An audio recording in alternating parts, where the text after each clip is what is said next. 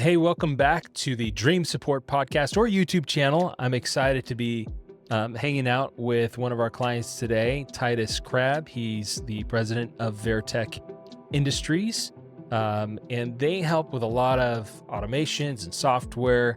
They help a lot of businesses optimize, and I'm really excited to share with you what he has to say about working with his assistant for just over a year now.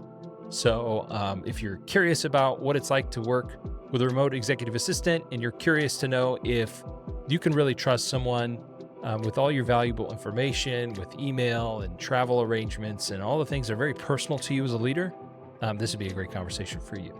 So I hope you enjoy. Thanks for hanging out with me. I do have some questions for you. Okay. And number one, just a celebration because it's been just over a year since you started working with Heather. So tell me about that journey. Tell me about, what that's been like for you. It's been really good. The beginning, I thought it would be more challenging, honestly. Okay. Because I don't like letting go of things, which, especially things like travel arrangements, which is one thing that I've Heather doing.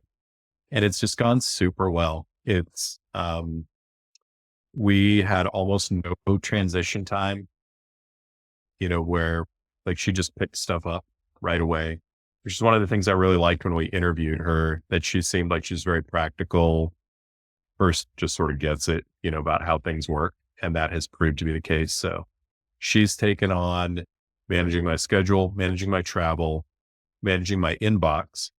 And then we have some corporate sports tickets, baseball tickets, and she manages all of that for us. And then she does some kind of ad hoc projects for me from time to time. Sure. Wow. I mean, it sounds like you released unexpectedly to yourself, maybe you released more faster than you thought you would be able to. Is that fair? Yeah, it is. And I was a little like cautiously optimistic / skeptical, Sure. maybe, about how all that would go and how much time do you really save? And, would I wind up having a bunch of questions or having, stuff that got misplaced or something? And that really has not been the case. And it has been so nice to not have to wake up every morning to 200 emails in my inbox that I've got to go through. And, maybe an outcome that I didn't really see coming. Every single email you look at is a micro decision. You've got to decide, is it good or like something I need to deal with or not? And even if they're obvious, even if it's obviously spam or an ad or something, that you're just going to delete, your brain had to go through that process, right? So there's at least 100 of those a day I don't have to think about anymore. And if it winds up in the little folder structure that I've got with Heather, then I know it's something I need to look at and deal with. Wow. That's pretty amazing. You think about decision fatigue, macro decisions, all that kind of stuff. Exactly. It really does play a huge part in burnout for leaders. They wake up one day, it happens slowly, but they wake up one day and they're like, I hate this. And then they can't put their finger on it. And that's part of it, I think, is just the idea that, man, I have so many decisions that I have to make every single day. And then it affects them at home because they can't, in their family life, it's hard for them to make decisions. And their family's like, what's wrong with you? Why can't you just decide this thing? Because they're just out. There's no more capacity for decisions. My wife would agree with you on that. Yeah. A lot of people have social batteries, and that's true for leaders as well, but leaders also have decision batteries. And you really do. those get depleted, and you don't think but they're tiny. So that's really, really interesting. Now tell me about that folder structuring you have in your email with Heather. We've got a follow-up for me, like something I need to follow up on, things that I just need to read informationally and then to do. So things that are something that's going to require some of my time, it becomes a to-do list in that folder structure.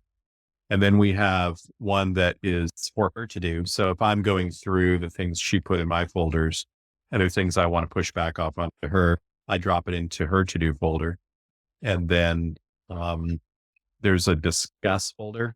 So if she's unsure about something, she can throw it in there. And when we meet weekly, or she's on our Microsoft Teams, so she can just also reach out to me on Teams with a message and ask me to go look at something, and I'll know where it's at.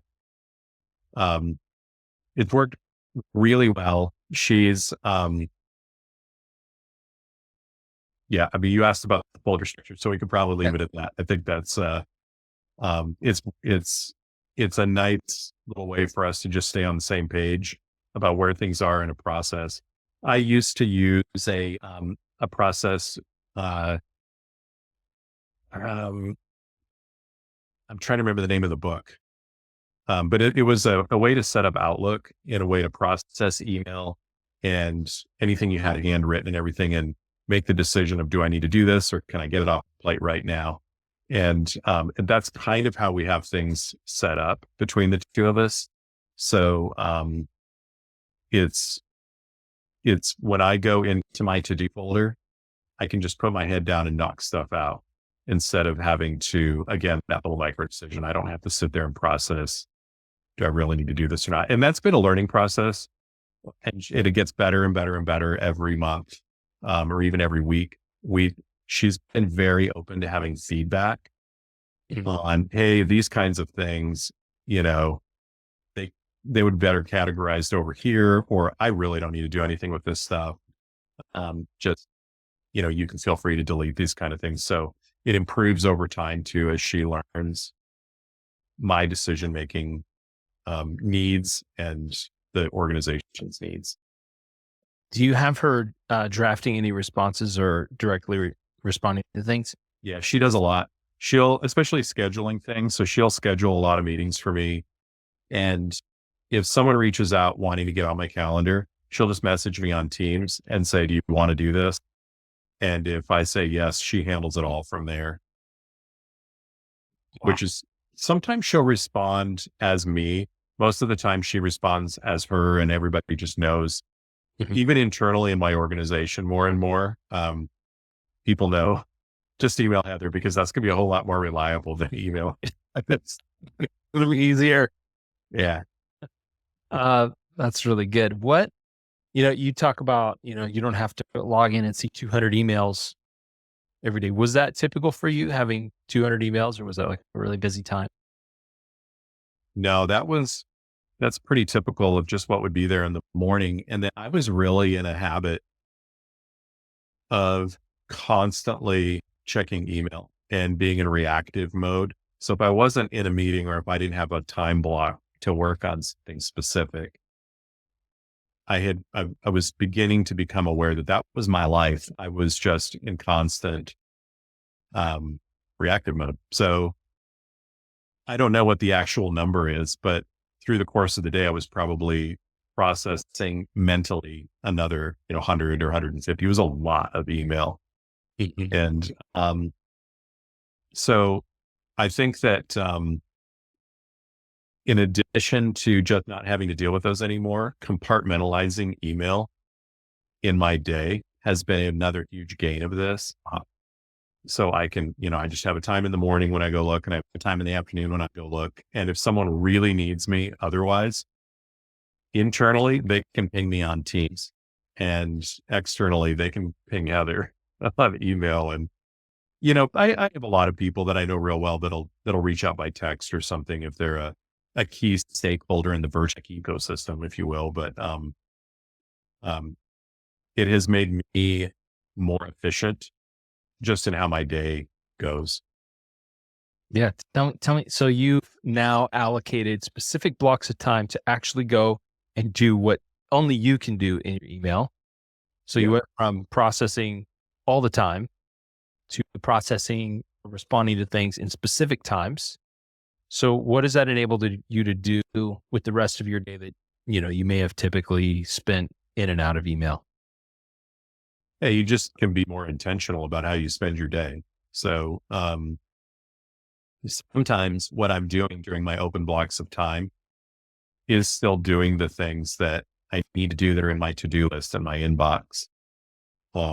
I'm still, unfortunately, at the size of company we are, the person who reviews and signs all contracts, which chews up a lot of my time. So that's what winds up in my inbox a lot that I've got to do. So I'll work on that. But otherwise, I have been able to move forward some things that have needed to be done for the company for a long time, that have been sidelined because of the tyranny of the urgent, So, in this last year, maybe 6 to 8 months, we have been able to implement the EOS operating system.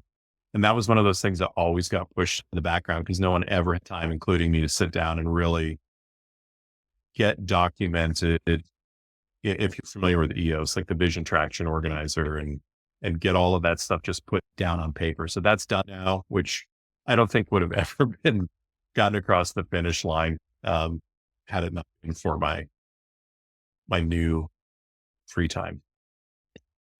It's good.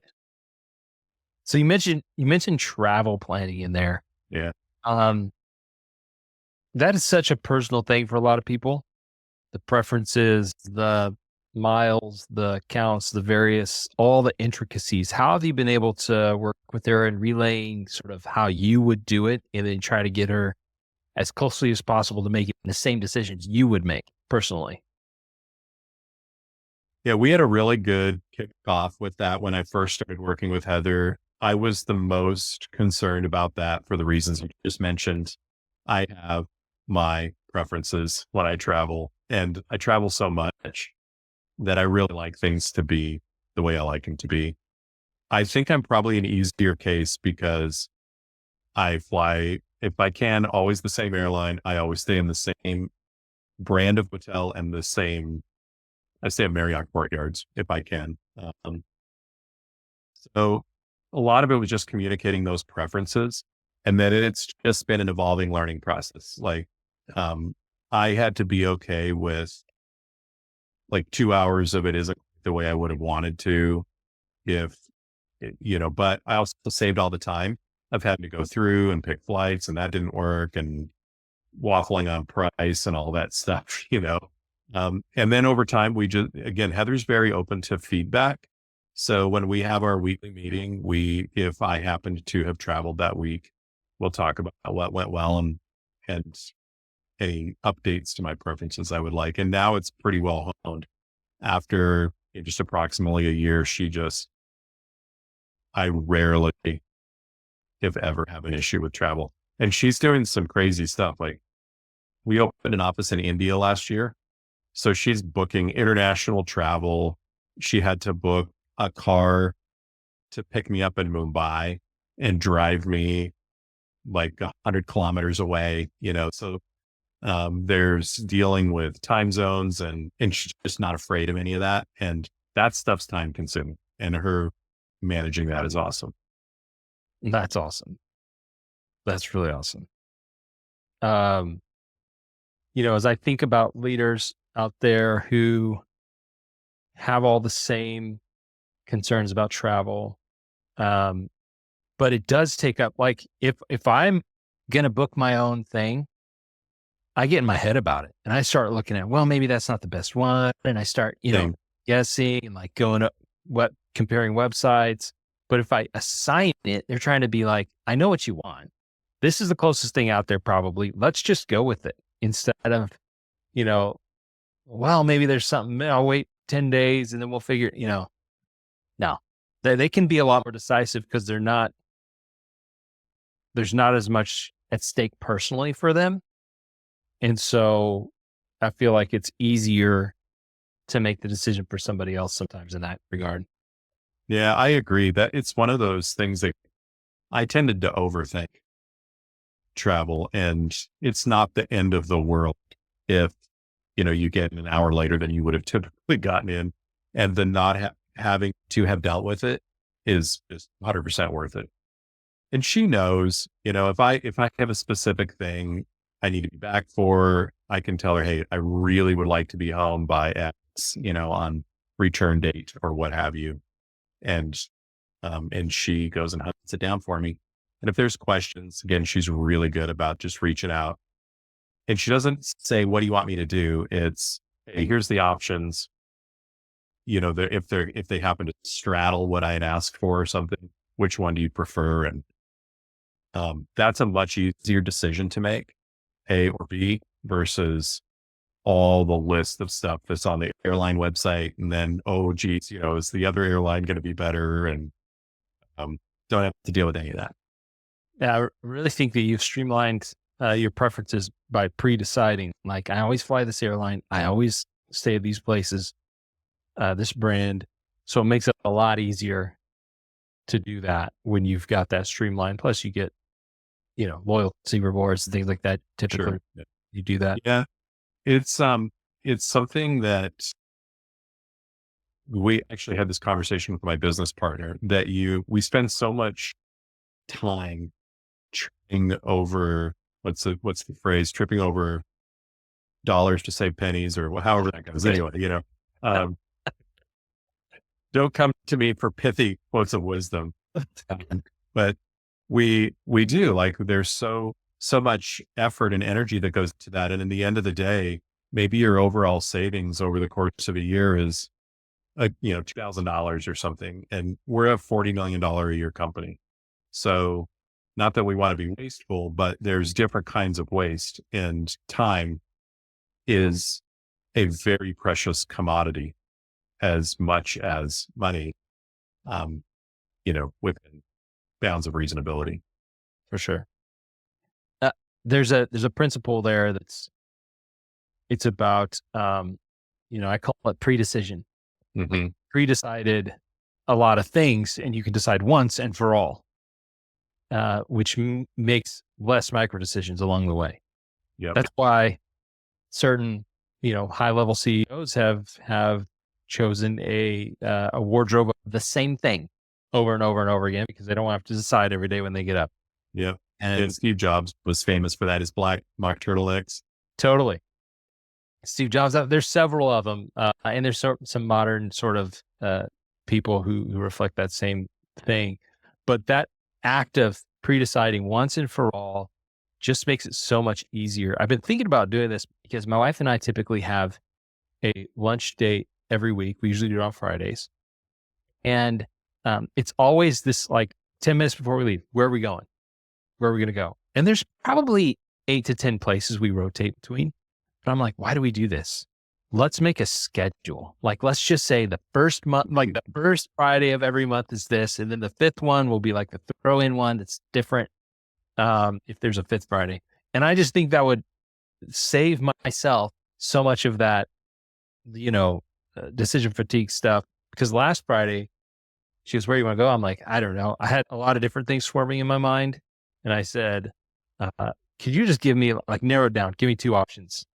And she goes, would you rather me just decide? I said, that would be great. That would be fantastic. That would be a gift to me if you could decide where we're going to lunch, and I will go. So there's something to that. And I'm trying to figure out ways to minimize all those decisions across the board. Because I think, especially with now there's 3 kids in our family, they all have their own things. There's just so much. Yeah. I have had the mindset for a lot of my life. I didn't want to box myself in. I like to keep my options open. And there's a lot of freedom comes with just, I'm not going to think about that anymore. I'm going to always do this. And there's this concept in our world of moving up the value stack in the technology that we deliver. And it's kind of that way from a decision-making process. You can spend your time down there making sure that you have an option for 20 different restaurants, or you can just always go to Chili's and then you can enjoy the conversation. Yeah, for sure. And, I end up, anywhere we go, I end up ordering one of 2 things that I always order anyway. So it's like, what are we really deciding here? Yes. Yeah, I think there's something about that. Can you tell me a little bit more about that principle, moving up the value stack? Elaborate. Yeah. In our world, there's, we do a lot of custom software development. So there's, for years now, there's been this, like decades actually, this concept of open source software that is code that just floats around out there. It is licensed, but it's free, generally speaking, and it's solving problems that are just sort of annoying. That you just don't need to solve anymore. That's pretty well agreed on across the programming world. This is the most efficient way to solve this problem. So rather than reinvent that wheel, you just accept that that's done and go up the value chain and solve a more complex problem using components that those who have gone before us have already done. So like you're going to go design a car, you're not going to redesign the wheel, right? That's the classic Right. saying. And then, so it's the same for us. And we find, especially with AI right now, there's so much that can be done for you automatically, problems that can be solved or approaching solved, and maybe just need a little bit of editing, that you can put your mental energy towards solving more complex and therefore higher value problems for our customers. And history has kind of always been that way. A little scary for everybody right now because some of the things that can be done for us are the things we've always made our money doing. But if we can open up our minds to the new levels of value that we'll be able to provide our customers and the world we live in, it's an exciting time. Amazing. Have you and Heather in your work together, or have you noticed, or have you empowered her to utilize any AI tools in her support of you? We haven't talked about it. No. Do you have others that have? I was just curious, because Yeah. different leaders, depends on what they're doing, but they can sort of solve complex problems sometimes. Even, I have not done this, but I'm thinking about scheduling issues. Okay, what if we upload a screenshot and say, these are the parameters of what needs to be done. Can you help me figure out how to optimize this for better, for better performance or whatever? Or here's their, their best creative time in the day is this. How do we make sure that they have that blocked out? I'm sure there are ways to help analyze and optimize things like that, utilizing AI if we're creative with it. Yeah, I'll have to think about it. We have a few people in the company that are using Copilot now from Microsoft and are really appreciating what it brings to the table. And we're investigating some tools for sales, for example, that can do a lot of the sort of bulk fill in a proposal, and also some analysis to make sure that things make sense. They're consistent across a document like that. But I haven't thought about it I don't use it personally. I don't have Copilot installed on my machine. Honestly, a little bit because I have Heather. She is my Copilot. Yeah. Yeah. I get it. We're using it a lot in analytics and like help me understand where, I can upload 10 different, spreadsheets of time logs with notes on them that assistants have. And I can say, create some pie charts, tell me where people are utilizing their time the most, things like that are really helpful because it would take me a long time to go through and process that information and try to get the good meat out of it. But if I can work with primarily ChatGPT right now, if I can work with that to help analyze those charts and break down some stuff and show me trends, then I can see, okay, this is the good stuff. This is what's going to actually make a difference. So I haven't tried ChatGPT for that. I have a paid subscription to that, and I use it a lot for blank paper syndrome. Yep. So, I'll ask it to kind of draft something for me, and then I'll spend a lot less time than I would have crafting something. I have yet to see ChatGPT put something out that I would feel like I could ever send somebody. It's just very generic and it feels very ChatGPT, but it's a lot easier to edit than create. And so that's what I use it for.